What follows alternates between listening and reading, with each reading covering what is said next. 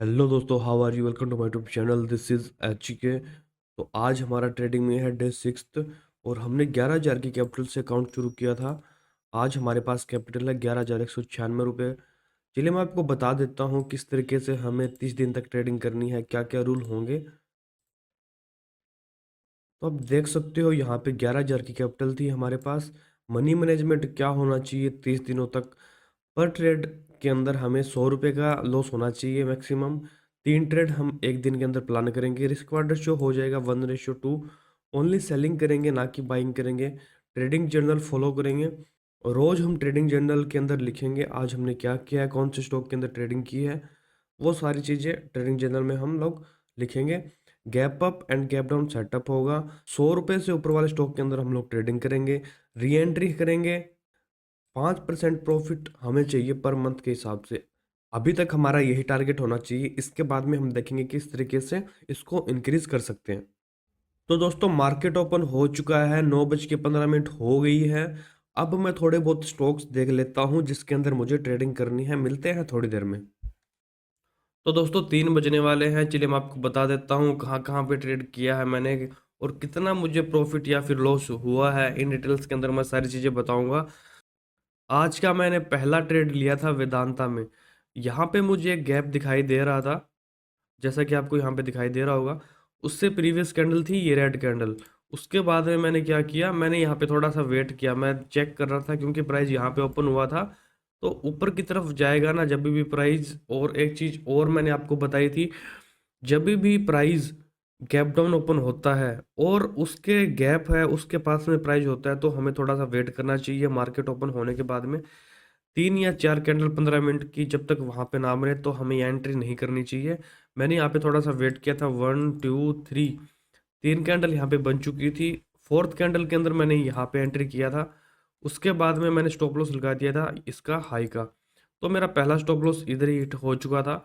चलो कोई दिक्कत नहीं है। फिर मैं सोचा था एक और सेलिंग ऑर्डर बनाऊंगा क्योंकि कभी कभी क्या होता है, प्राइस ऊपर की तरफ चला जाता है। यहाँ पे आप देख सकते हो 5 से 6 कैंडल बन चुकी थी नेगेटिव। तो प्राइस ऊपर की तरफ चला जाता है, फिर वहां से स्टॉप लॉस हिट होने के बाद में ये रिवर्सल का प्लान करता है। स्टॉप लॉस इधर हिट हो चुका था। मैंने यहाँ पे स्मॉल टाइम फ्रेम में चेक कर रहा था, वहां पे एक नेगेटिव प्राइस एक्शन बनता हुआ दिखाई दे रहा था। फिर मैंने यहाँ पे एक सेलिंग की पोजीशन बनाई वापस।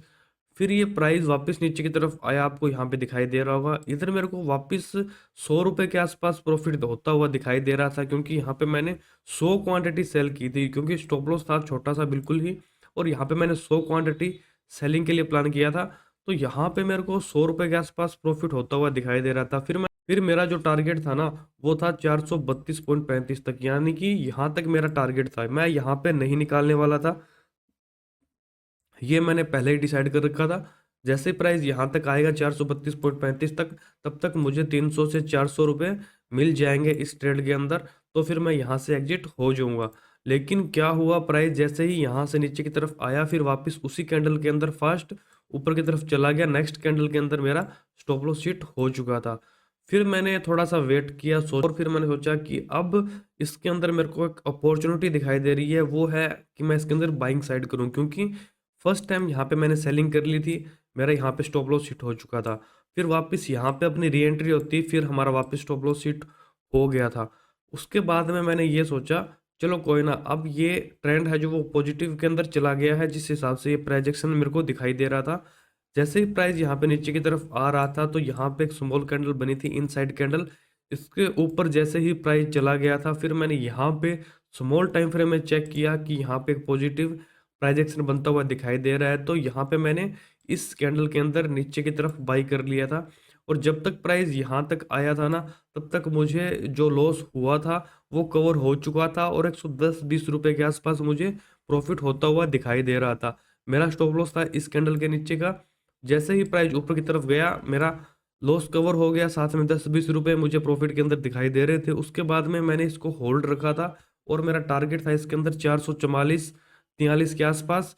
वहां तक जाता तो मैं इसको निकाल देता। फिर मुझे 300 से 400 रुपये प्रॉफिट इस ट्रेड के अंदर नेट के अंदर मुझे दिखाई देते। लेकिन फिर क्या हुआ, ये यहाँ से वापस ये रिवर्स मार गया था नीचे की तरफ और मेरा यहाँ पे स्टॉप लॉस हिट हो चुका था। इसके बाद में अभी भी ये ऊपर की तरफ जाता हुआ दिखाई दे रहा है। बहुत ही अच्छा सिनेरियो दिखाई दे रहा है। ये अब बुलिश ट्रेंड के अंदर कन्वर्ट हो चुका है 80 से 90%। तो दोस्तों इस तरीके से मेरा यहाँ पे एक ट्रेड हो चुका था, यहाँ पे 2 ट्रेड हो चुका था और यहाँ पे 3 ट्रेड हो चुका था और 1 ट्रेड हो चुका था गलती से। अब मैं आपको दिखाता हूँ मुझे कितने रुपए का लॉस हुआ है आज के दिन। आज के दिन मुझे लॉस हुआ है 191 रुपये का। कुछ बड़ा लॉस है नहीं, 300 का हमने प्लान कर रखा था। चलिए मैं आपको ट्रेडिंग जर्नल दिखा देता हूँ।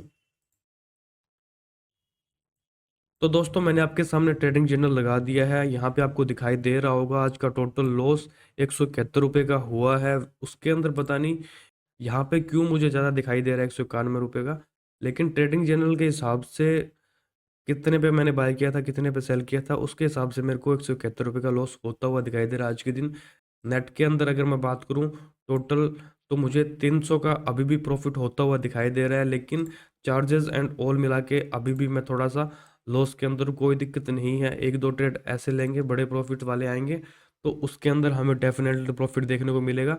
आई होप दोस्तों आपको ये वीडियो अच्छी लगी होगी। वीडियो अच्छी लग रही है तो वीडियो को लाइक कर देना, चैनल को सब्सक्राइब कर देना। अभी के लिए फ्रेंड्स इतना ही, थैंक यू।